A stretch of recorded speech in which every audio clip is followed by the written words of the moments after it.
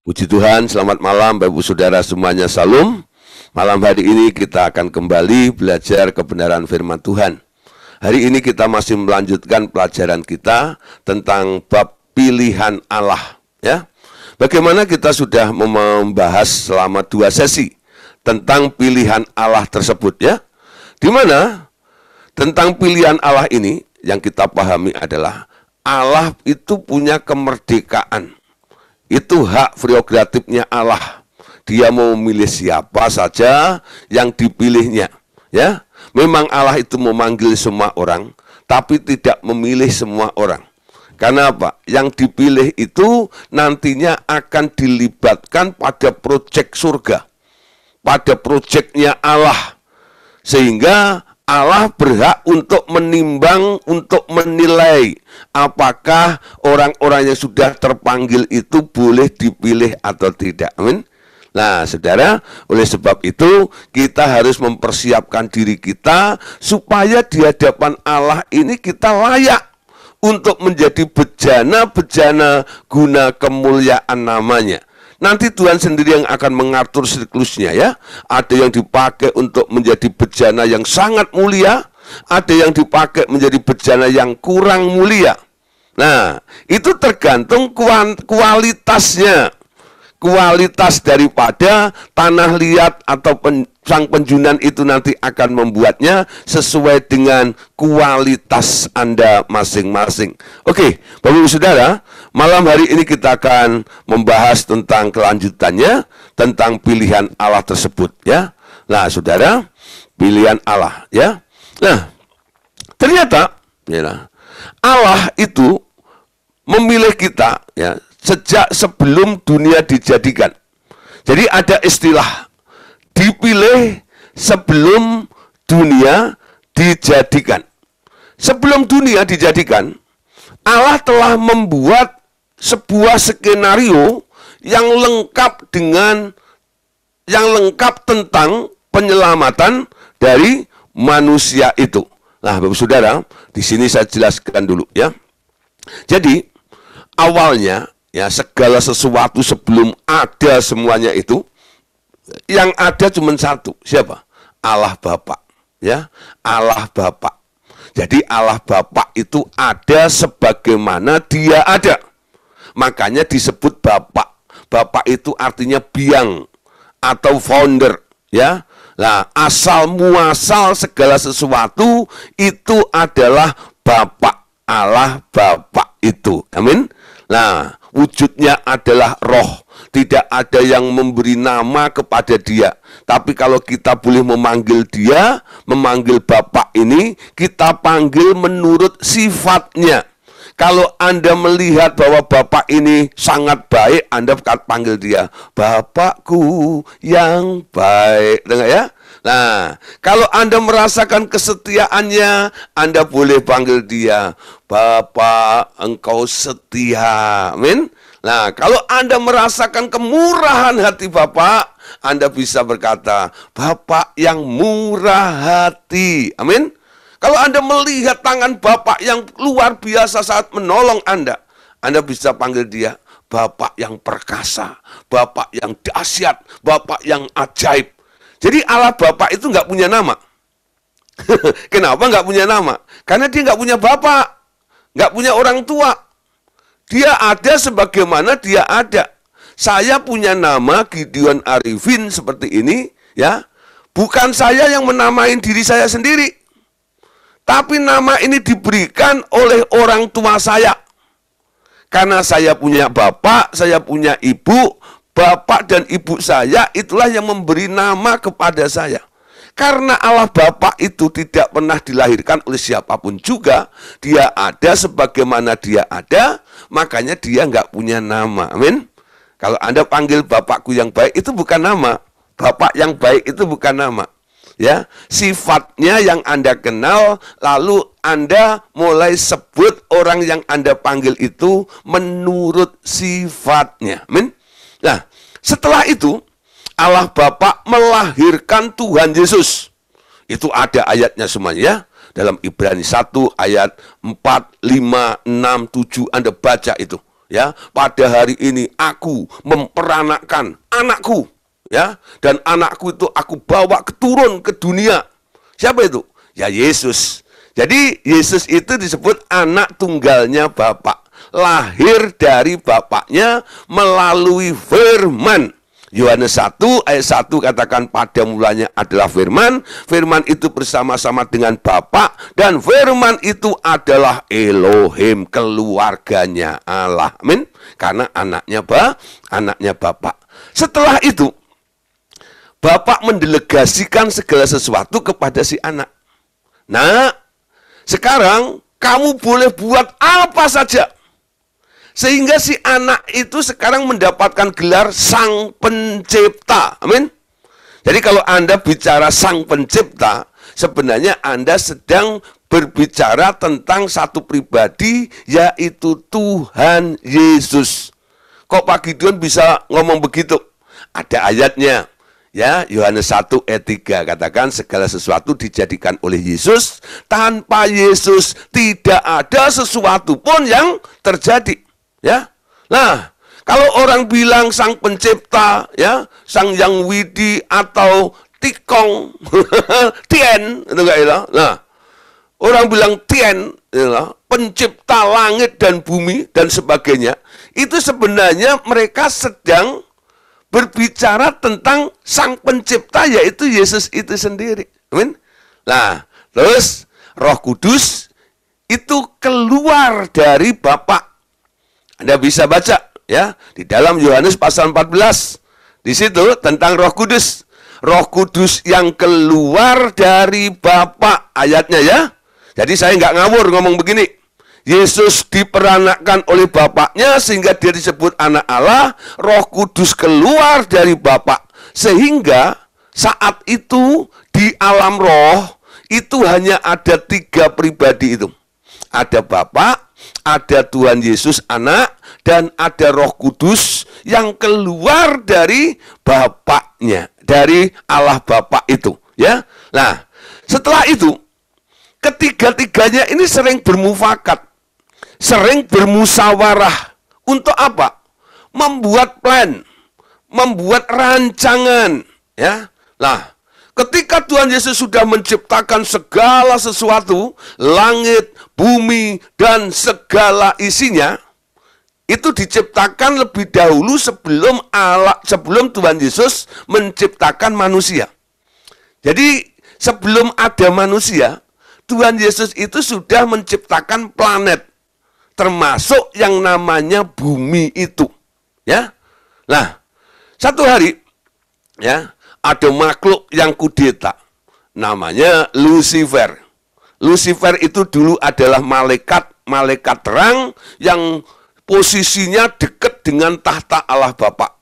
Karena dia adalah worship leaders di kerajaan surga pada waktu itu.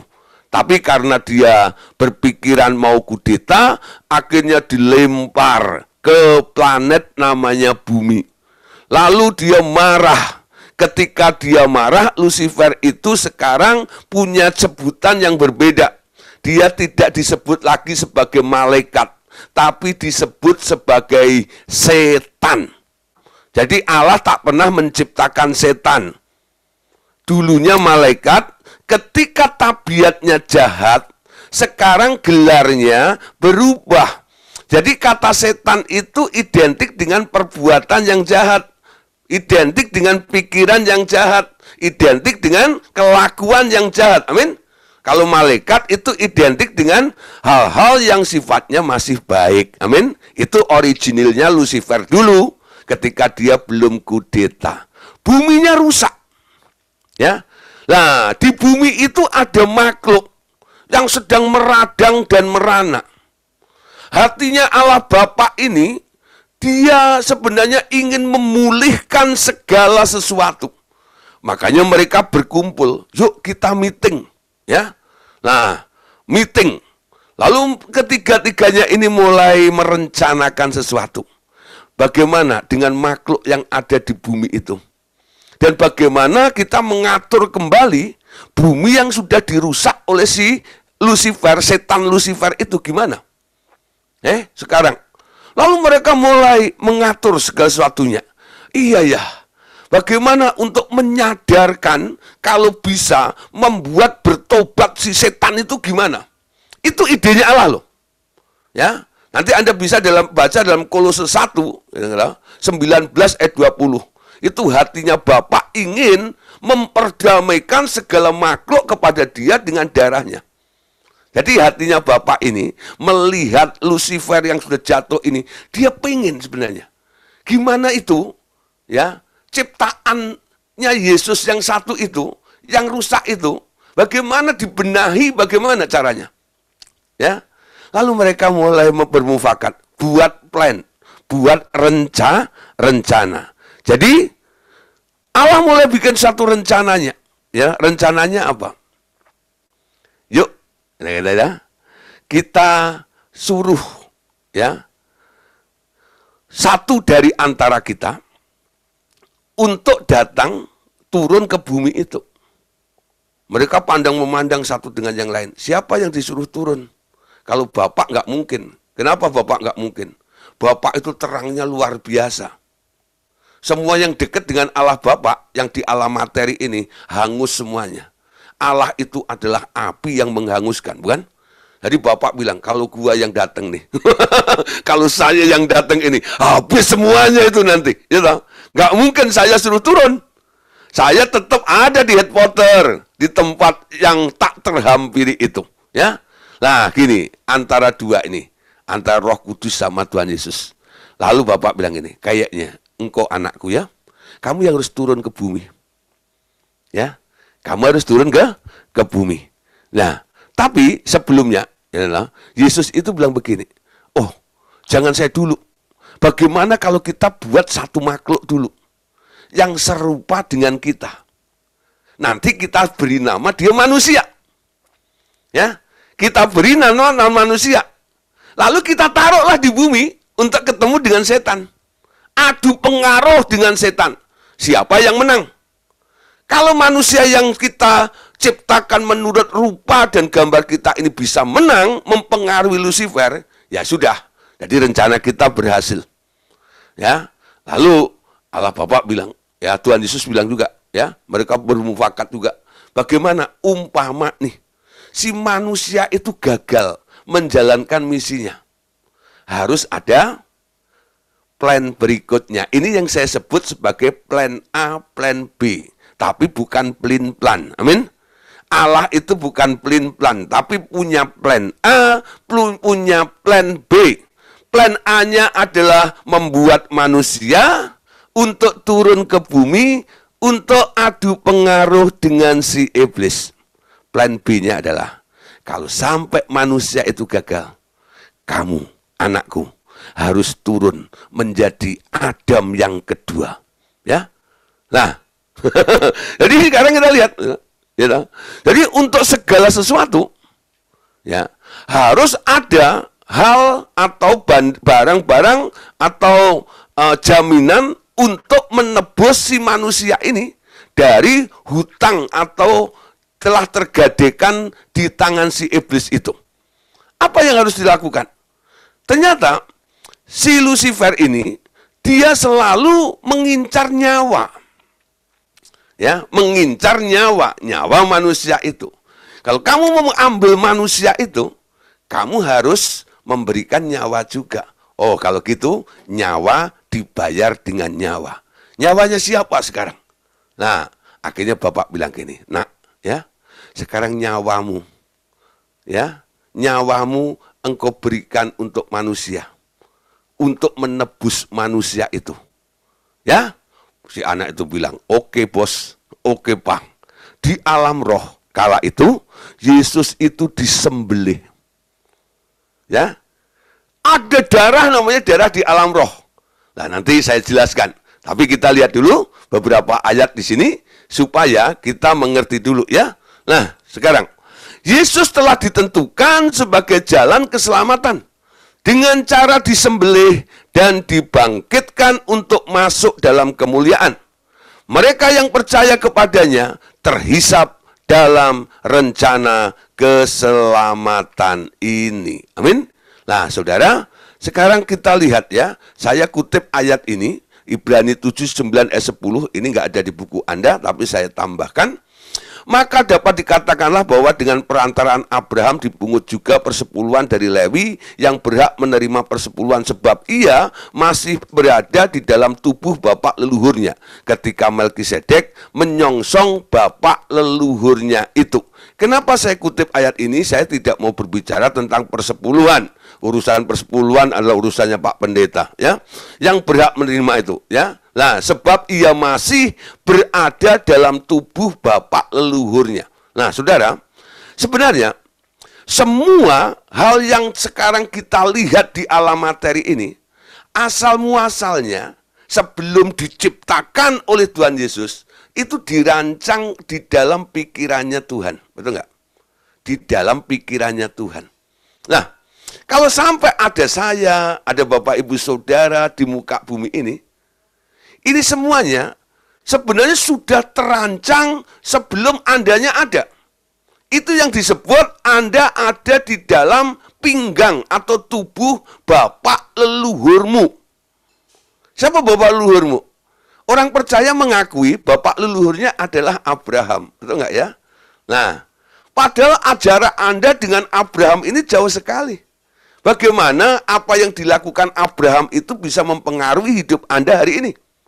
Nah, begitu juga ini merupakan satu gambaran atau penjelasan bagaimana apa yang ada di dalam Yesus itu bisa terrealisasi sampai ke dalam hidup kita sekarang ini. Ya, jadi saya ini sebelum ada, saya sudah ada di dalam pikirannya Tuhan Yesus. Ya, ada di dalam pikirannya Tuhan Yesus. Lalu, ya, ketika saya ya ada dalam bentuk daging, disitulah Tuhan Yesus menghembuskan rohnya ke dalam tubuh saya. Ya, nah apa yang ada di dalam benak Yesus itu roh. Adam ketika Tuhan Yesus membuat Adam itu dari patung tanah liat itu, lalu Tuhan Yesus menghembuskan ya nafas ke hidung Adam itu. Sehingga Adam disebut sebagai makhluk yang hidup. Kenapa? Kemasukan roh. Manusia itu intinya roh. Tubuh ini hanya casing. Ya. Nggak peduli warnanya, nggak peduli tingginya, nggak perlu pendek, nggak perlu gemuk atau kurus, ya. Ini hanya casing. Casing dari roh yang asalnya dari Dia itu loh. Ya. Dan itu sudah ada sebelum segala sesuatunya ada. Itu ada di dalam rancangan Allah atau rancangan Tuhan Yesus sebelum dunia ini dijadikannya. Amin. Ya, sebelum dunia ini dijadikannya. Nah, saudara, sekarang salah satu daripada plan atau rencana Allah, ya, atau Tuhan Yesus sebelum dunia dijadikan ini, Dia memilih kita. Memilih kita untuk apa? Di dalam Kristus, ternyata Anda termasuk orang yang dipilih dari semula untuk beroleh selamat. Ya. Jadi di dalam Kristus, Anda termasuk orang yang dipilih dari semula untuk beroleh selamat. Pandangan ini berbeda dengan ajaran predestinasi dari John Calvin yang mempercayai bahwa keselamatan seseorang sudah ditentukan oleh Allah dari sejak dunia dijadikan. Ya, saudara, Anda yang mengerti tentang paham John Calvin, ya, predestinasinya, bahwa mereka bilang, ya, bahwa manusia itu sudah ditentukan. Ada yang ditentukan tidak selamat, ada yang ditentukan selamat. Itu udah dari dulu, kata dia. Ya, nah, kalau sudah ditentukan selamat, sekali selamat tetap selamat. Walaupun berbuat dosa pun tetap selamat. Ya, nah, apalagi ditambah namanya dikasih nama selamat. Nah, si selamat itu selamat ya, menurut paham dari si Calvin itu. Tapi kita lihat sebenarnya tidak. Ya, orang diselamatkan karena iman. Iman itu adalah tanggapan. Iman itu adalah sebuah respon. ketika tawaran, ada orang yang menolong Anda, dan Anda mau ditolong oleh dia, disitulah Anda akan mengalami namanya keselamatan. Ketika Tuhan memberikan perumpamaan tentang alam roh, ada Hades dan Firdaus. Orang kayanya ada di Hades, orang miskin itu ada di Firdaus. Siapa namanya? Lazarus, ya. Nah, kenapa yang ada di Firdaus kok Lazarus orang miskin? Kenapa si kaya itu dalam perumpamaan atau ceritanya Tuhan Yesus itu ditempatkannya di Hades? Apakah semua orang kaya nantinya ke Hades dan orang miskin semuanya nanti ke Firdaus? Ya tidak, saudara. Ya, orang miskin itu bisa ada di Firdaus karena orang miskin itu punya nama. Sementara si kaya itu walaupun banyak hartanya, dalam ceritanya Yesus itu tidak diberi nama. Yang diberi nama adalah si miskin, bukan? Si miskin itu dikasih nama sama Yesus. Yang kaya nggak ada namanya, yang miskin dikasih nama Lazarus. Apa itu artinya Lazarus? Lazarus itu artinya yang ditolong oleh Tuhan. Itu artinya Lazarus. Anda lihat di belakang Alkitab Anda itu, ya nanti ada kamus. Anda ya kata Lazarus. Lazarus itu artinya yang ditolong oleh Tuhan.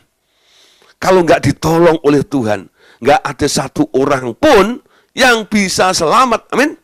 Nah, paham Calvinis nggak bilang begitu. Keselamatan itu ditentukan. Tidak. Keselamatan karena iman. Ketika ada seseorang yang akan menolong Anda, lalu Anda bilang, Tuhan help me, aku mau Engkau tolong. Lalu Anda merespon, Anda ulurkan tangan Anda buka hatimu, Anda terima tawaran itu. Disitulah Anda diselamatkan. Amin. Nah, pahamnya seperti itu ya. Jadi Allah sebenarnya telah menentukan bahwa Yesus harus turun nantinya untuk menyelamatkan semua manusia.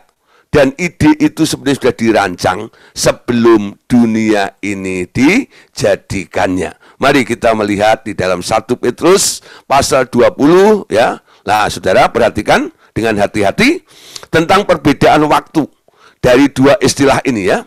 Ada yang dikatakan sebelum dunia dijadikan dan ada istilah sejak dunia dijadikan. Kita lihat ya beberapa ayat. 1 Petrus 1 ayat 20 sampai ayat 21. Ia telah dipilih sebelum dunia dijadikan.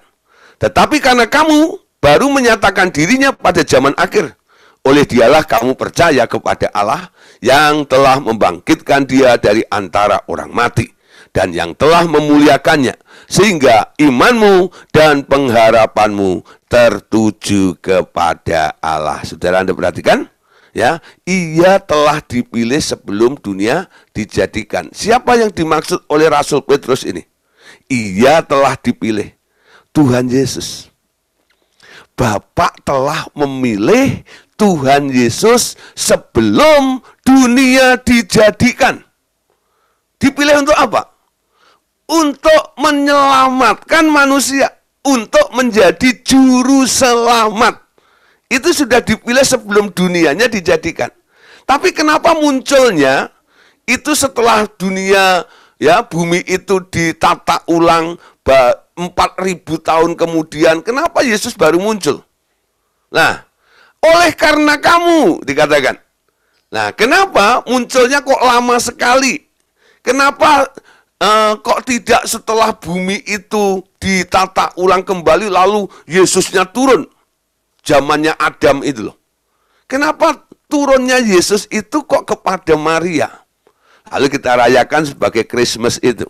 Nah, saudara, Anda tahu, semua orang perjanjian lama, mereka dituntun oleh Taurat. Amin. Ya, dituntun oleh Taurat. Karena di perjanjian lama itu ada aturan yang telah diturunkan oleh Allah kepada Musa. Nah, semuanya ada di bawah kurungan, ya, aturan yang namanya aturan Taurat. Jadi sudah ada Taurat, Yesusnya nggak turun. Ya, tapi saudara, akhirnya berubah plannya. Setelah 4.000 tahun, lalu Bapak menyuruh anaknya. Dan itu sudah dinubuatkan oleh Nabi Yesaya, bukan? Bahwa seorang anak darah akan mengandung dan akan melahirkan seorang anak, nanti akan dinamai anak itu Immanuel. Amin. Lalu setelah 4.000 tahun itu, Gabriel disuruh turun ke bumi menemui seorang anak darah yang sudah bertunangan dengan Yosef, namanya Maria. Nah, dia datang kepada Cik Maria ini ya. Nah, ya, datang kalau, halo, kalau sekarang ya. Tapi dulu dia bilang, salam, gitu ya. Kaget dia, ya. Karena yang datang itu bersinar, gitu ya. Damai sejahtera bagimu, hei kamu yang dikaruniai Tuhan, ya. Kamu mendapatkan kasih karunia dari Allah. Apa kasih karunianya? Kamu akan mengandung, ya. Dan anak yang kamu kandung itu adalah kudus. Karena anaknya Allah. Dia bingung. Saya belum bersuami. Nanti bagaimana? Jangan takut. Nanti Roh Kudus yang akan menaungi kamu. Dan anak yang kamu kandung itu akan disebut kudus, anaknya Allah. Ya. Nah, yang dimaksud adalah Tuhan Yesus. Nah, disitulah mulai. Ada masa transisi ya di situ. Nah, terus masuklah ke zaman namanya masa perjanjian baru. Lalu Petrus ini hidup di masa itu ya. Dia bilang pada orang-orang di masa itu, kenapa Yesusnya baru nongol sekarang? Itu bukan untuk perjanjian lama. Bukan untuk orang-orang perjanjian lama. Tapi untuk orang-orang perjanjian baru. Karena kamu, ya, maka dia baru dimunculkan sekarang. Itu bedanya orang perjanjian lama dan orang-orang perjanjian baru. Tangkap dulu ya. Baik-baik. Jadi Yesus ditentukan sebelum dunia dijadikan. Apalagi saudara, yang sudah terjadi atau yang sudah ditentukan sebelum dunia itu dijadikan. Kita lihat dalam Yohanes pasal 17 ayat yang kelima. Oleh sebab itu ya Bapa, permuliakan aku padamu sendiri dengan kemuliaan yang kumiliki di hadiratmu. Perhatikan, sebelum dunia ini ada. Ya. Nah, oleh sebab itu ya Bapa, permuliakanlah aku padamu sendiri dengan kemuliaan yang kumiliki di hadiratmu sebelum dunia ada. Dalam doanya, Tuhan Yesus itu berkata, ya, permuliakan aku Bapa dengan kemuliaanmu, dengan kemuliaan yang kumiliki di hadiratmu sebelum dunia itu ada. Nah, kenapa kalau dia punya, kok dia minta kepada Bapa? Apa yang dia punya itu? Saya jelaskan sedikit. Ketika Yesus turun ke bumi, atributnya kan ditinggalkan, betul nggak? Dia menjadi manusia biasa. Kemuliaannya ketinggalan di sana. Kemuliaan yang ketinggalan di sana itu dulunya punyanya dia. Jadi sebelum Yesus turun ke bumi, Yesus waktu masih ada bersama-sama dengan Bapaknya, ternyata Bapaknya telah memberikan kemuliaan itu kepada Yesus. Bentuknya apa? Bentuknya apa? Kepercayaan untuk menciptakan segala sesuatu ini. Ya, diberi kemuliaan.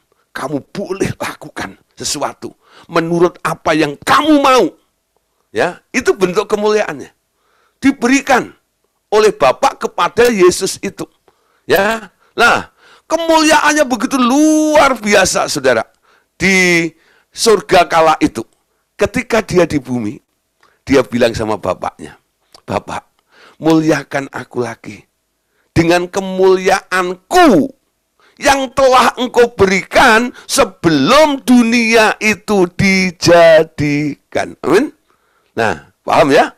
Jadi ada peristiwa di mana Tuhan Yesus pernah dimuliakan oleh Bapaknya ketika dunia ini belum ada. Amin. Nah, berikutnya ayat 24.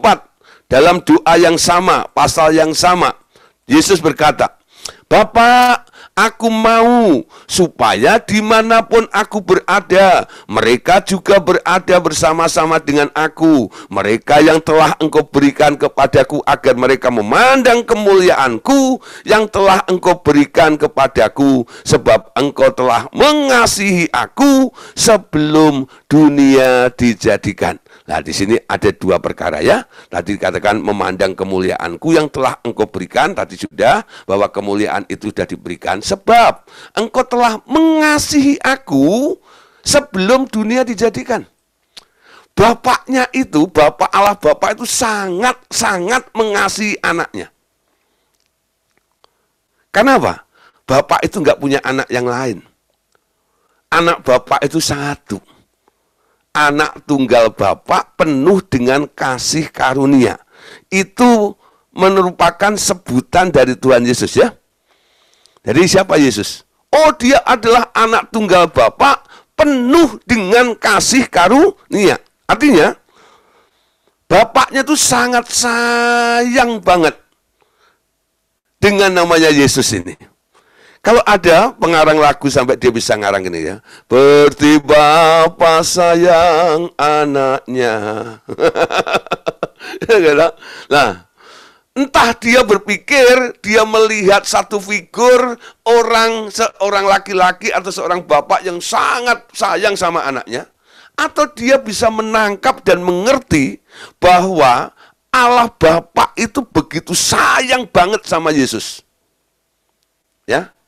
Begitu sayang banget sama Yesus. Anak tunggal Bapa penuh dengan kasih karunia. Ya, nggak semua saudara orang yang punya anak tunggal sayang sama anaknya, nggak semuanya ya. Karena saya menemukan ada orang cuma punya anak satu, anak tunggal, tapi dia benci sama anaknya. Saya heran juga ya, kenapa ya? Saya telusurin, apa ini Cong tanggal lahirnya? Enggak juga ya. Kenapa ini dan itu dan itu? Nah, saudara, ternyata ketemu akar permasalahannya, lalu saya bereskan, saya doakan, akhirnya si bapak ini mulai bisa menerima si anaknya. Ya, mulai belajar menyayangi anaknya, mulai belajar mengasihi anaknya itu, walaupun agak kaku, ya.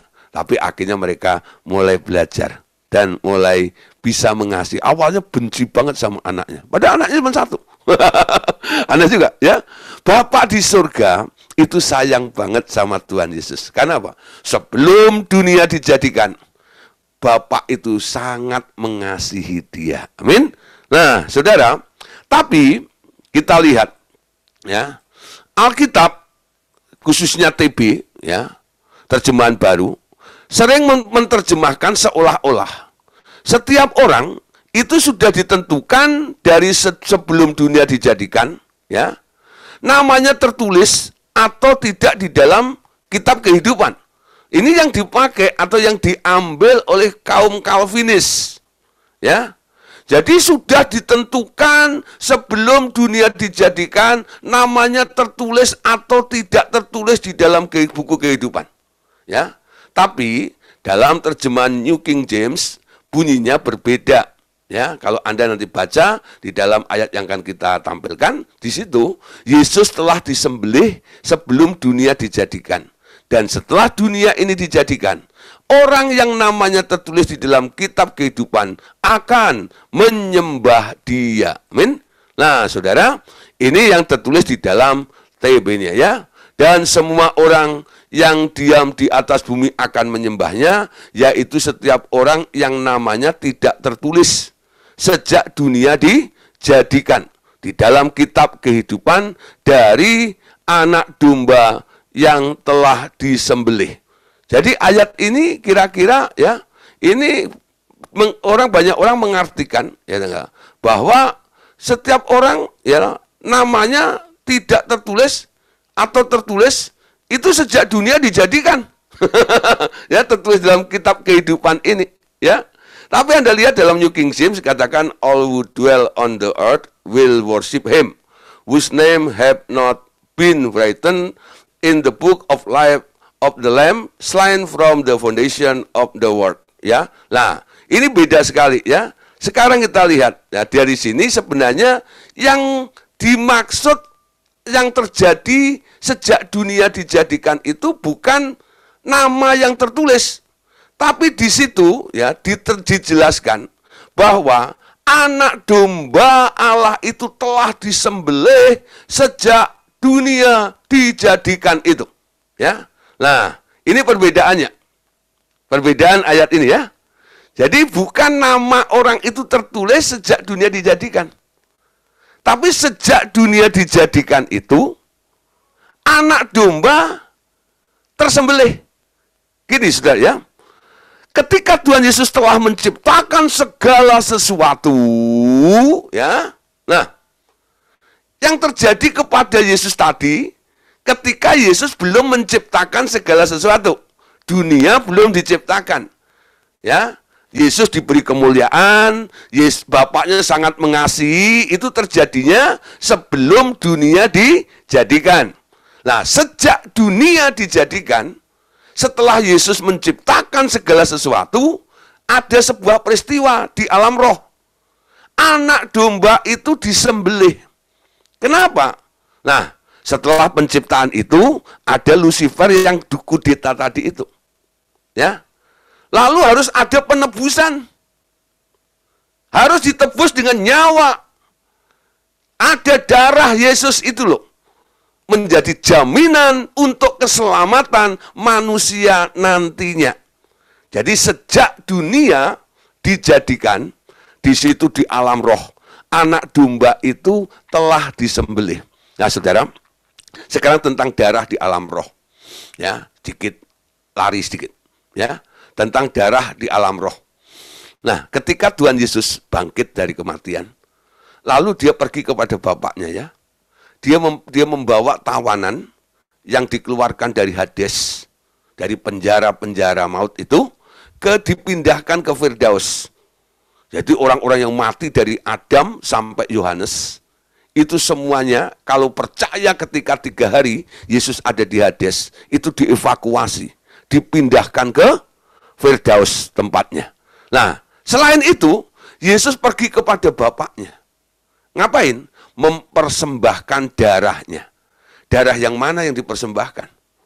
Apakah Yesus itu ketika keluar dari kuburan itu, ya, lalu dia pergi ke antara kuburan dengan Gunung Golgota itu beda tempat? Apakah dia mampir dulu ke Gunung Golgota itu, lalu korek-korek di bawah salibnya itu, ngambilin darahnya gitu? Enggak, saudara. Ketika penyalipan itu Yesus mati, Yesus wafat, itu terjadi hujan besar sekali, betul nggak? Itu darah semua hanyut, saudara. Nggak ada bekasnya. Ketelan bumi semuanya. Ya. Jadi nggak ada darah yang masih nempel di kayu, itu nggak ada. Itu semua diguyur air, itu hilang semuanya. Ketelan bumi semuanya, betul nggak? Nah, Yesus bawa darah apa kepada Bapaknya? Darahnya sendiri, darah di alam roh. Nah, nanti kalau Bapak Ibu Saudara diminta untuk menjelaskan tentang darah di alam roh, Anda harus bisa juga. Apa penjelasan, apa artinya, dan bagaimana terjadinya sampai adanya darah di alam roh. Amin. Nah, ngerti ya? Wahyu pasal berapa nih? 13 ayat 8, Anda pakai versi King James, ya. Di situ anak domba itu telah disembelih sejak dunia dijadikannya. Amin. Nah, saudara, jadi kita melihat ya, ada peristiwa sebelum dunia dijadikan dan ada peristiwa sejak dunia dijadikan. Berikutnya, ini ayat berikutnya, ya. Nah, Wahyu 17. Ya, ayat yang ke-8. Adapun binatang yang telah kau lihat itu telah ada, namun tidak ada. Ia akan muncul dari jurang maut dan ia menuju kepada kebinasaan. Dan mereka yang diam di bumi, yaitu mereka yang tidak tertulis dalam kitab kehidupan sejak dunia dijadikan, akan heran bahwa apabila mereka melihat bahwa binatang itu telah ada, namun tidak ada dan akan muncul lagi. Ya, Lah, di sini kita perhatikan ayat ini ada kait-mengait ya. Di sini disebutkan dulu tentang adanya binatang yang kau lihat. Ini sebenarnya Abaddon ya, munculnya dari jurang maut menuju ke badan mereka yang diam di bumi, yaitu mereka yang tidak tertulis dalam kehidupan ya, sejak dunia dijadikan, akan heran melihat mereka itu. Jadi ini bicara tentang orang-orang yang ketinggalan. Karena nggak percaya kepada Tuhan Yesus, nggak diselamatkan. Mereka nggak rapture. Akhirnya ketemu dengan Abaddon. Ya, namanya tidak tertulis dalam buku kehidupan. Tidak termasuk orang yang diselamatkan. Akhirnya ketemunya sama si Abaddon, Raja Maut. Orang yang diselamatkan ketemunya dengan Raja Damai, Raja Salum. Ya, tapi yang mereka yang tidak tertulis namanya dalam buku kehidupan, ketemunya sama Raja Maut, yaitu Kiang Bloong. Itu Kiang Bloong itu, ya. Si Dajjal, ya. Abaddon atau Apollyon. Itu Alkitab menulis seperti itu. Nah, Bapak Ibu Saudara, nah, bukan berarti Allah itu ya menentukannya, tidak. Mereka tidak tertulis karena tidak merespon ketika ada tawaran, ketika Tuhan mau menolong mereka. Amin. Nah, Saudara, sekarang lihat lagi 1 Korintus pasal 2 ayat yang ke-7 ya, tentang sebelum dunia dijadikan ya. Tetapi yang kami beritakan ialah hikmat Allah yang tersembunyi dan rahasia yang sebelum dunia dijadikan telah disediakan Allah bagi kemuliaan kita. Ya, Paulus memberitakan Injil. Injil apa? Injil rahasia yang tersembunyi berabad-abad. Kapan itu? Sebelum dunia dijadikan. Apa sih sebenarnya hatinya Allah? Apa sih sebenarnya rencananya Allah? Allah sudah punya plan jauh sebelum dunia ini dijadikan. Kok Paulus tahu?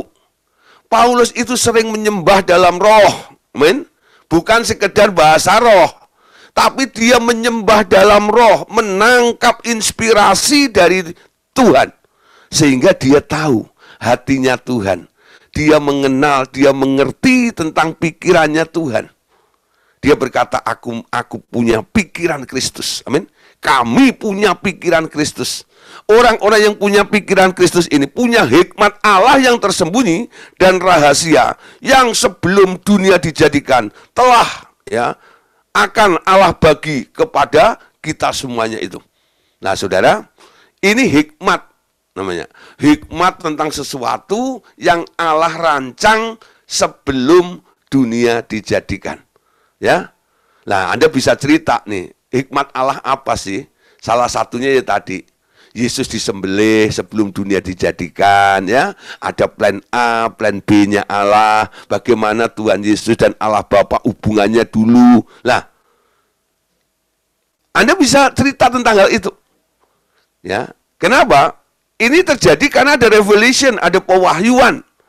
Karena terjadinya sebelum dunia dijadikan. Pak, apa bisa orang mengerti sesuatu yang dia sendiri belum ada kala itu?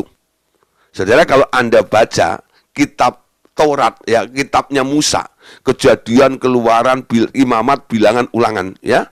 Nah, kalau kitab Ulangan, kitab Keluaran dan sebagainya, itu penulisnya, ya, itu kan melihat sejarahnya, amin. Sejarahnya perjalanan bangsa Israel. Tapi kalau mereka melihat, ya, berbicara tentang kejadian, coba. Bagaimana Allah menciptakan Adam? Musa sama Adam itu jaraknya berapa tahun?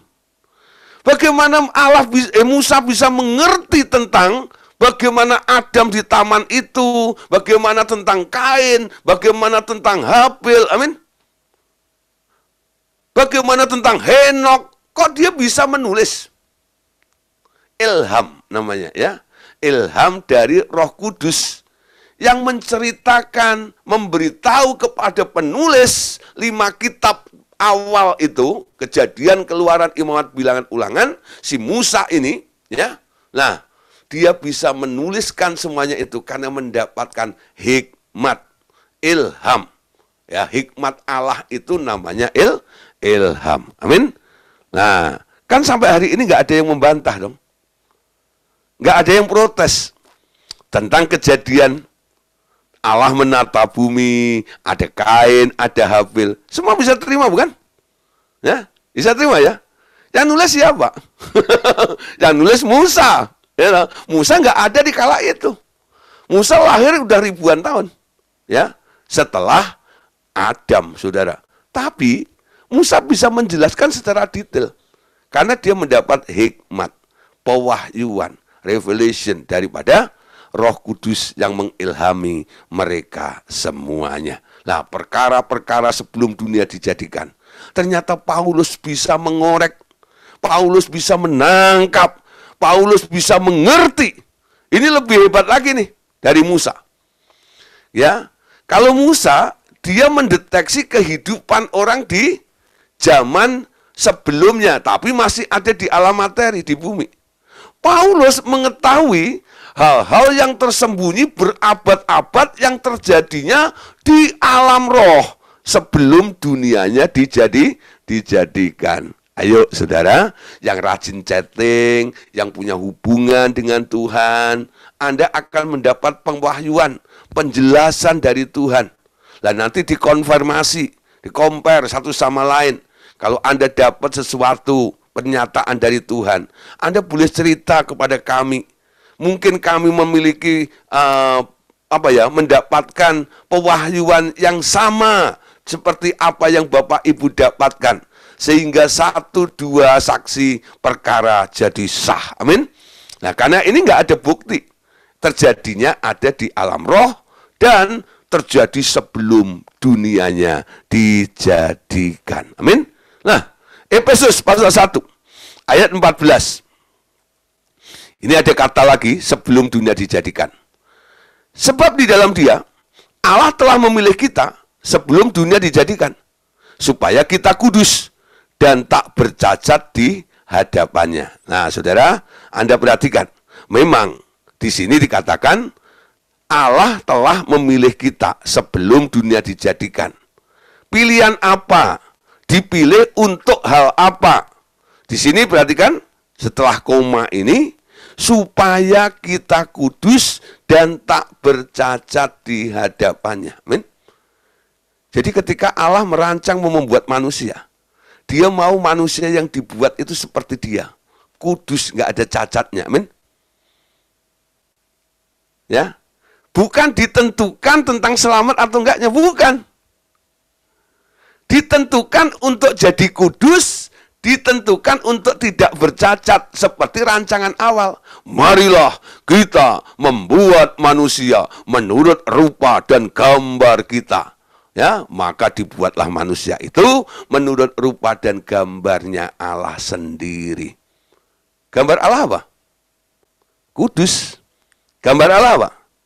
Tak bercacat. Amin. Nah, itu terjadi keinginan Allah. Ya. Dia memilih kita sebelum dunia dijadikan supaya kudus dan tak bercacat di hadapannya. Jadi setiap orang yang lahir di bumi ini, harapannya Allah itu cuma saat ini loh. Setiap orang yang baru lahir ini kalau bisa nanti jadi orang yang kudus dan tak bercacat. Makanya dalam pranikah biasanya, ya saya menjelaskan beberapa hal, lalu tujuan menikah satu, ya salah satunya adalah untuk menghasilkan keturunan ilahi, melahirkan generasi-generasi yang kudus dan yang tak bercacat. Seperti apa yang Tuhan inginkan. Dirancang, dipersiapkan. Karena masuk dalam kehendak dan rancangan Allah, sebelum dunia dijadikan, setiap makhluk yang muncul itu harusnya memenuhi harapan Allah seperti ini. Amin. Nah, saudara, Matius sekarang, ya, ini ayat-ayatnya. Coba lihat. Matius pasal 25, ayat 34 dan 35. Dan raja itu akan berkata kepada mereka yang di sebelah kanannya, mari hai kamu yang diberkati oleh Bapakku, terimalah kerajaan yang telah disediakan bagimu sejak dunia dijadikan. Sebab ketika aku lapar, kamu memberi aku makan. Ketika aku haus, kamu memberi aku minum. Ini tadi. Ketika aku seorang asing, kamu memberi aku tumpangan. Ya. Mari, hai kamu yang diberkati oleh Bapakku, terimalah kerajaan yang telah disediakan bagimu sejak dunia dijadikan. Jadi saudara, ya, ada dua kerajaan. Sejak dunia dijadikan ini, ya, terima kerajaan. Kerajaan apa? Kerajaan surga. Ya, kerajaan surga atau kerajaan Allah. Orang berdosa, mereka sekarang ada di dalam kerajaan dunia. Dengan segala sistemnya, ya, dikepalai atau dirajai oleh si Lucifer, si iblis itu. Tapi sekarang Yesus datang menawarkan solusinya untuk Anda dievakuasi, ya, diselamatkan, dipindahkan dari kerajaan dunia ini masuk ke dalam kerajaan anaknya yang kekasih. Amin. Nah, saudara, itu tentang istilah tadi, ya, sebelum dan sejak dunia dijadikan, Tuhan ternyata telah memilih kita. Ya, banyak pilihan-pilihan semuanya ini. Oke, sekarang lanjut, saudara. Dipilih sejak dari kandungan. Nah, ini ya, ada orang-orang yang dipilih oleh Allah sejak dari kandungan, ternyata, ya, sejak dari kandungan. Ada pula orang-orang yang telah dipilih dari sejak kandungan ibunya untuk menjalankan tugas yang ditetapkan oleh Tuhan agar rencana Tuhan itu nantinya terjadi. Ya, jadi ada, saudara, ada beberapa orang, ya, yang memang ketika di dalam kandungan Tuhan pilih, udah dijadikan alatnya. Kalau sekarang kan kita jadikan aku bait sucimu yang kudus. Tuhan, jadikan aku alatmu. Andanya sudah nongol. Ada yang dipilih ketika Anda belum nongol di bumi ini, ya. Ketika mami papi Anda mengandung, ya, lah, janin yang ada di dalam ini itu dipilih oleh Allah. Kenapa Allah memilih? Nah, kadang-kadang Allah melihat dari keturunan, ya enggak ya? Dari keturunannya orang kudus ini akan melahirkan anak-anak yang kudus. Makanya diincar oleh Allah. Ini keturunannya bagus nih. Bibit, bebet, bobotnya, ya. Boleh nih aku pakai untuk memperlebar pekerjaan Allah di muka bumi ini nantinya. Tapi kalau ada orang jahat, ya, maling, perampok dan sebagainya, lalu mengandung, ya, lalu Allah bapak nggak ngelirik sama sekali, ya. Tapi kalau ada orang-orang saleh, ya, yang baik dan sebagainya, kita tahu-tahu dia mengandung, itulah, ini anaknya nih, boleh nih menjadi kandidat nih, alatku nanti di muka bumi ini.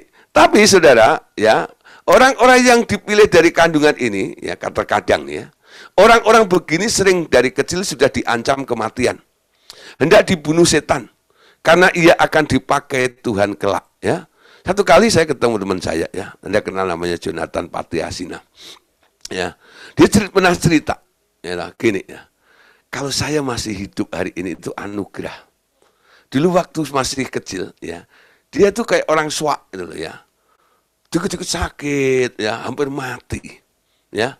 Aduh, pokoknya dah nggak ada harapan seperti itu loh, untuk bisa melanjutkan hidup itu. Tapi akhirnya lolos, ya, melewati hari demi hari, sampai akhirnya bisa sekolah Alkitab, ya, mulai pelayanan, dan akhirnya jadi hamba Tuhan luar biasa.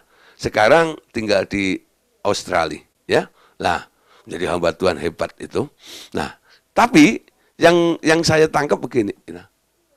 Kenapa orang yang jadi hebat seperti ini, ya, kok awal-awalnya, masa kecilnya, masa remajanya, kok diserang oleh maut? Nah, ketika belajar hari ini, kita nangkep. Iblis nangkep, ini orang sudah dipilih oleh Tuhan untuk menjadi alatnya Tuhan nanti. Sabotase, ya, sabotase. Lah, saudara, tapi dia berkata, puji Tuhan, saya baru nyadar sekarang. Memang orang-orang yang mau dipakai oleh Tuhan itu selalu mau disabotase oleh si iblis. Untung papi maminya itu berdoa luar biasa. Sehingga bisa menyelamatkan. Dan rencana Allah itu jalan dalam kehidupan dia. Lah Bapak Saudara, mungkin punya contoh sendiri. Atau mengalami sendiri. Ya, Anda melihat, tahu ada orang-orang yang sekarang bisa dipakai oleh Tuhan. Tapi sebelumnya ya, dia selalu diserang, diancam oleh si iblis. Karena iblis tidak mau orang ini melanjutkan hidupnya untuk melanjutkan, mengembangkan kerajaan Allah di muka bumi ini. Amin. Ya, saudara, sekarang lanjut sedikit ya. Oke. Sekali lagi perhatikan.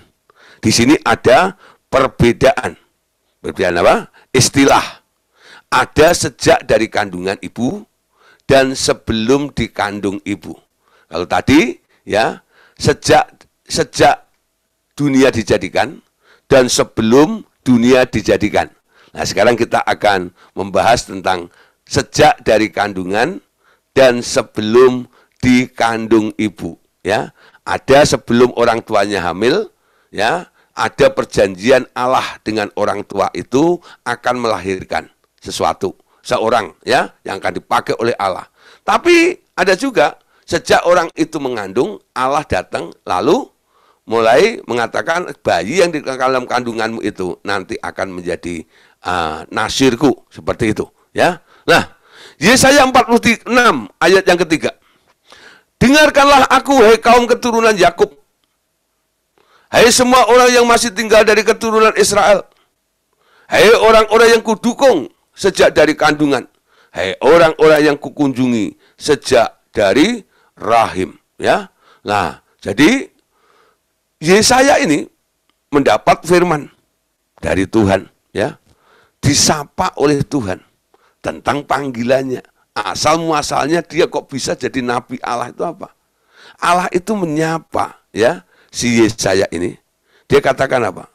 Kamu itu aku dukung sejak dari kandungan. Kujunjung sejak dari rahim. Artinya apa? Dia pilih sejak dari kandungan itu. Jadi maminya Yesaya mengandung, Tuhan pilih. Ini janin nanti kalau keluar jadi anak akan menjadi nabi. Akan menjadi nabi ya. Nah, sekarang lihat Yesaya lagi ya. Masih di Yesaya ayat berikutnya. Hakim-hakim. Hakim-hakim 13. Ya. Ayat yang ke-7. Tetapi aku berkata kepadamu, engkau akan mengandung dan melahirkan seorang anak laki-laki. Oleh sebab itu janganlah minum anggur atau minum yang memabukkan, dan janganlah makan sesuatu yang haram. Sebab sejak dari kandungan ibunya sampai pada hari matinya, anak itu akan menjadi seorang nasir Allah. Amin. Nah, saudara, di sini pakai kata ya sejak dari kandungan ibunya. Siapa ini? Ini adalah Simson. Amin. Simson. Nah, kalau orang Jakarta, orang Betawi panggilnya Samson. Sehingga ada muncul ya perdebatan apa bedanya Simpson sama Samson, ya. Nah, apa saudara bedanya Simpson sama Samson? Ya, ya kalau Simpson itu rambutnya panjang. Ya Simpson ya. Kalau film Samson dari Betawi itu bukan rambutnya panjang, tapi bulu keteknya yang panjang. Itu bedanya. Tapi sama-sama hebat, sama kuat ya. Teman apa kekuatannya itu ya. Kata Samson ada di sini, kalau Simpson ada di rambutnya. Ternyata Tuhan bilang ya kepada Manoah itu dan istrinya, kamu akan mengandung ya, istrimu akan mengandung. Anak yang dikandung oleh istrimu itu nanti akan menjadi nasirnya Allah. Ya, jangan minum anggur. Dan aku pesan, jangan sampai pisau itu mengenai kepalanya. Jangan dipotong rambutnya. Karena kekuatannya ada di situ. Tunduk loh. Betul jadi Simpson yang hebat. Ya. Nasir Allah, dipilih oleh Allah. Sejak dalam kandungan. Amin. Sebelum istri Manoah itu mengandung, apakah pernah ada ikatan perjanjian antara Manoah dengan Tuhan tentang seorang anak, janji mau kasih anak? Oh enggak. Ketika dia mengandung, ya, dia bilang anak yang dikandung itu ya, akan menjadi nasirku. Amin. Nah, ya, sekarang berikutnya. Yesaya 44 ayat yang kedua. Beginilah firman Tuhan yang menjadikan engkau, yang membentuk engkau sejak dari kandungan, dan yang menolong engkau. Jangan takut, hai hambaku Yakub, dan hai Yesurun, yang telah kupilih. Ya, nah ini bicara tentang Israel, yaitu si Yakub. Ya, Yakub itu juga dipilih, ya, sejak dari kandungan. Dari kandungan itu ada 2 janin. Tuhan memilih Yakub, dia menolak Esau. Dipilihnya ketika ada di dalam kandungan maminya itu.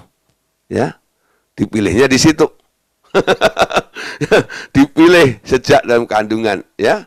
Contoh lagi, ya. Itu pernah saya jelaskan, jadi nggak perlu panjang lebar di sini. Yesaya 49 ayat 5. Maka sekarang firman Tuhan yang membentuk aku sejak dari kandungan untuk menjadi hambanya, untuk mengembalikan Yakub kepadanya supaya Israel dikumpulkan kepadanya. Maka aku dipermuliakan di mata Tuhan dan Allahku menjadi kekuatannya. Ya, kekuatanku, firman-Nya. Nah, saudara, ini pengakuan daripada si Yesaya ini, ya. Jadi diteguhkan, ya. Nah, diteguhkan. Walaupun mungkin dia kadang-kadang merasa ragu, merasa najis, merasa tidak layak, dan sebagainya. Tapi Tuhan memilih. Masih banyak seperti Yeremia, ya. Nah, diteguhkan oleh Tuhan ketika dia masih merasa muda. Jangan menganggap dirimu masih muda. Aku telah memilih engkau sejak dalam kandungan. Nah, sejak dalam kandungan. Lah coba saudara, Anda merenungkan juga. Mungkin Anda tidak mendapatkan konfirmasi yang akurat seperti yang tertulis dalam Alkitab tentang Anda. Tapi paling enggak nanti Anda mendapat peneguhan juga dari Roh Kudus. Tahu enggak?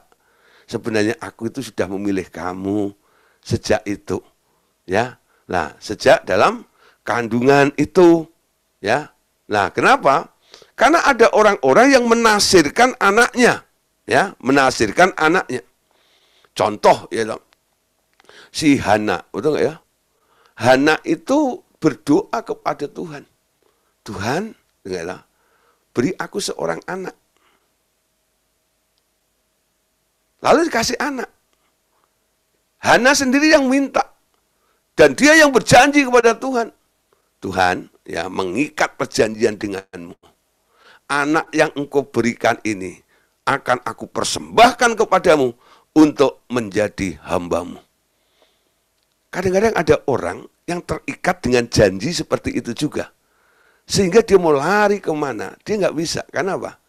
Sudah ada kontrak, taken kontrak. Yang kontrak bukan Anda. Tapi yang kontrak adalah mami papi Anda. Mungkin nenek Anda juga bisa. Ya. Nah, ada ya. Nah, bisa terjadi seperti itu. Jadi, ada seseorang, ya sebenarnya dia nggak suka jadi hamba Tuhan. Dia coba lari dari panggilan seperti Yunus. Ya, tapi nggak bisa lari. Dia coba bikin usaha ini dan itu, selalu gagal.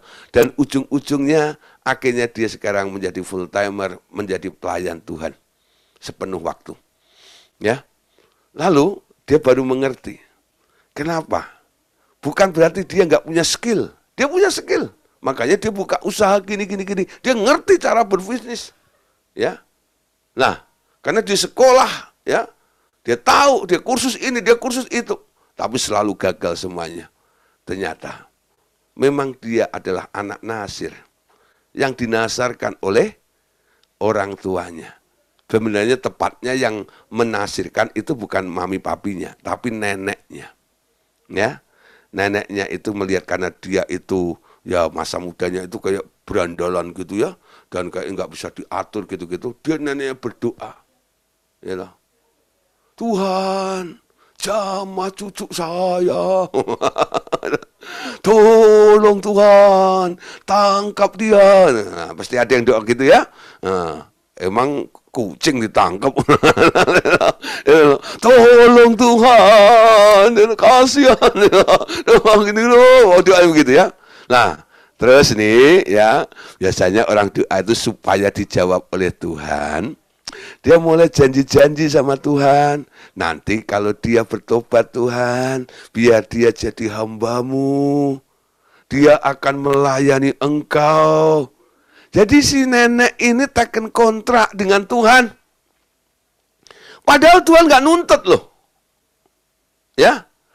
Tapi kadang-kadang sikap kita dengan Tuhan itu sehingga membuat Anda masuk dalam perjanjian dengan Dia.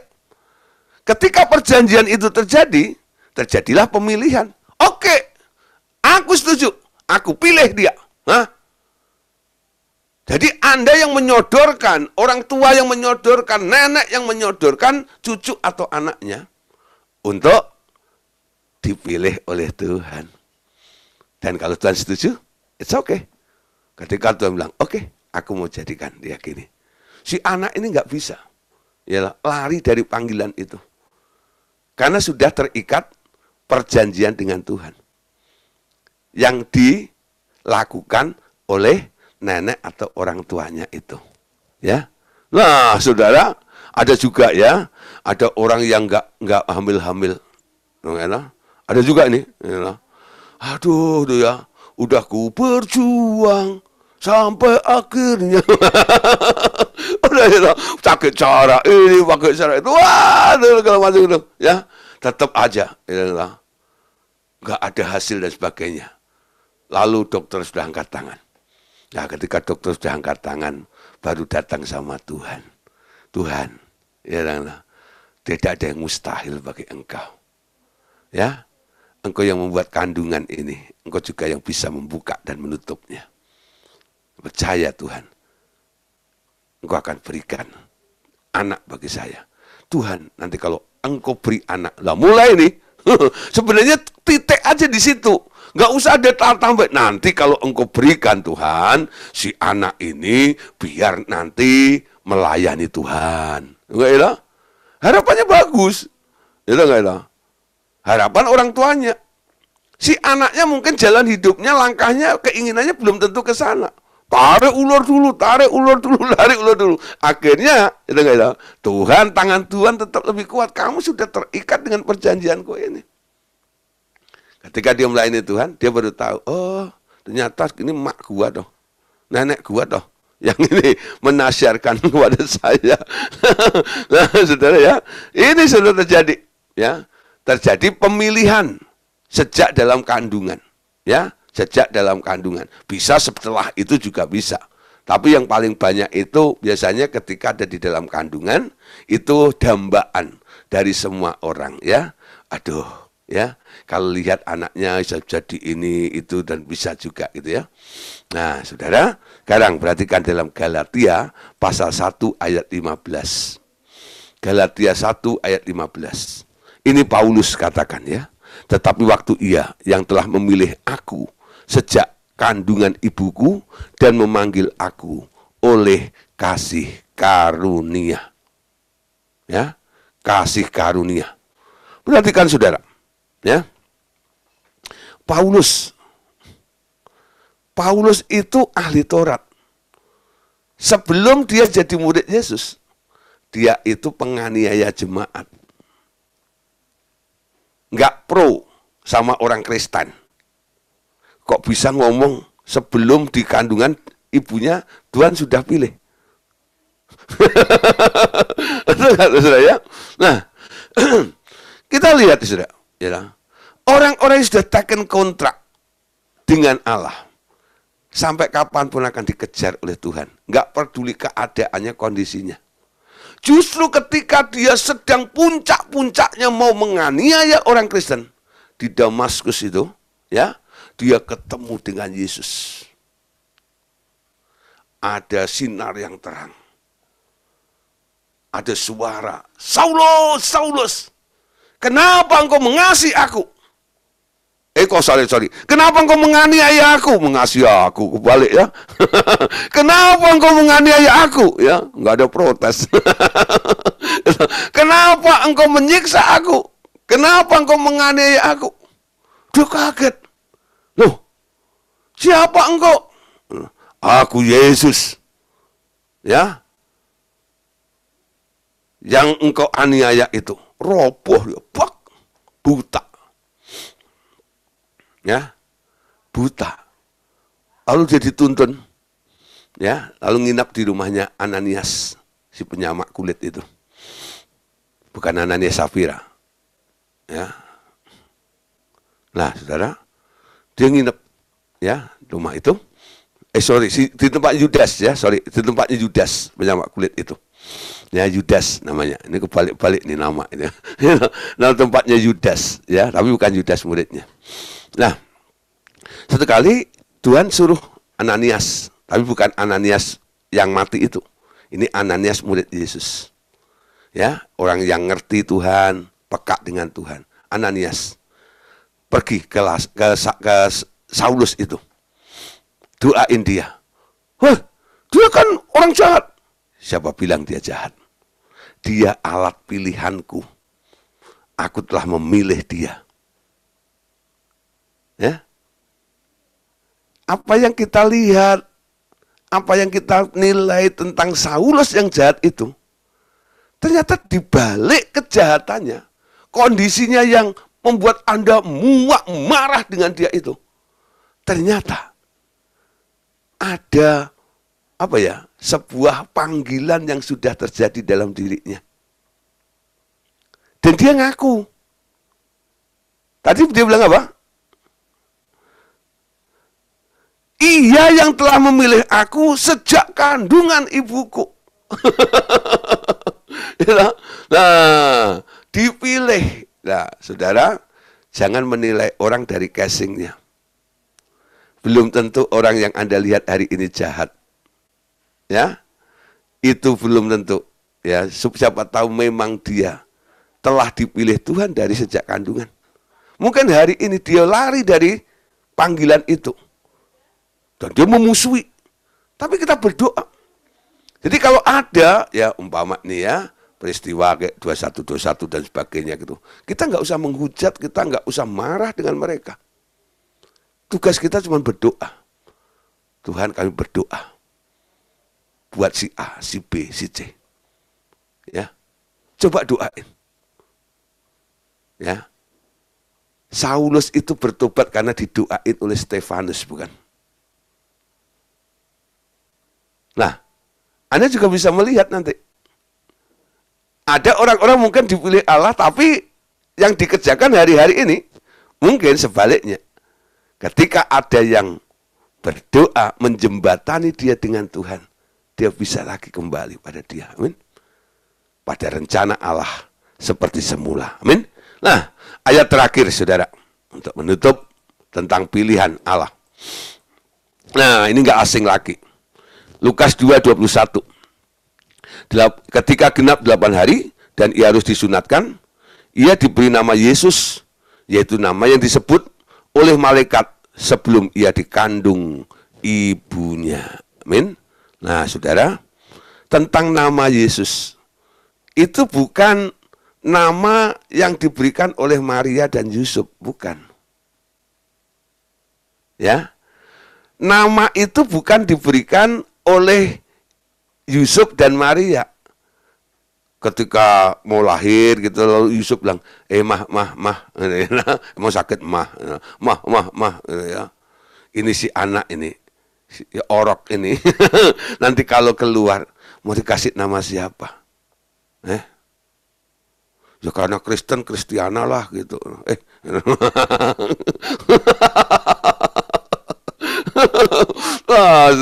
Ya, tapi saudara ya, itu aneh-aneh ya. contoh lagi, Yohanes itu ya. Yohanes itu, nama Yohanes itu juga begitu. Itu semua pada bingung cari nama karena bapaknya, ya, Zakaria itu kan bisu. Gara-gara nggak percaya istrinya nanti akan mengandung. Sampai hari kelahirannya, betul nggak ya? Tapi Anda lihat, ketika ya, si anak itu harus diberi nama pada hari ke-8 itu, Yohanesnya dapat mukjizat. Zakarianya dapat mukjizat. Bisa ngomong dengan menulis gitu ya. Pertama ditulis nih. Ya. Tapi ditulisnya nama Yohanes. Kalau dalam ejaan lamanya Yahya. Yahya ya. Yohanes. Ya. Bahasa Inggrisnya John. Yohanes. Nah, ketika nulis dia baca, dia bisa ngomong. Semua tanya. Di kalangan saudaramu nggak ada yang namanya Yohanes loh. Apa jawabannya Zakaria? Dia yang nyuruh kasih nama Yohanes. Jadi Yohanes itu bukan ide gagasannya orang tuanya. Yesus juga. Ketika Maria dijumpai itu, malaikat udah pesan. Nanti anak yang dikandung itu beri nama Yesus. Ya, yang memberi nama Yesus siapa? Bapaknya Yesus. Bapaknya Yesus siapa? Allah Bapa. Yesus, nama Yesus itu pemberian dari bapaknya Allah Bapa kepada si Yesus. Bukan Yosef dan Maria yang kasih nama, bukan. Pesannya Gabriel. Ya, itu sejak sebelum dia dikandung oleh ibunya. Amin. Nah, saudara, kita sudah selesaikan ya tentang pilihan Allah. Mulai renungkan dalam 3 sesi ini, review ulang kembali. Anda bisa lihat di YouTube-nya. Nah, nanti coba mulai. Kira-kira Bapak Ibu sudah nangkep apa? Apakah Anda termasuk orang yang dipilih itu atau tidak? Kalau Anda masih ragu dengan pilihan Anda, pilihan Allah terhadap diri Anda boleh dikuatkan dengan pengajaran yang boleh kita bahas bersama-sama ini. Amin. Oke, saudara, besok kita akan ganti tema ya tentang sistem Musa dan sistemnya Yesus. Ya, ada sistem Musa dan sistemnya Yesus. Gereja Perjanjian Baru, gereja Tuhan Yesus ini sekarang menganut sistem siapa? Menganut sistemnya Musa atau menganut sistemnya Yesus? Apa itu sistem Musa dan apa itu sistem Yesus? Nah, besok bisa kita bahas bersama-sama. Amin. Tuhan Yesus memberkati kita semuanya. Selamat malam. Oke.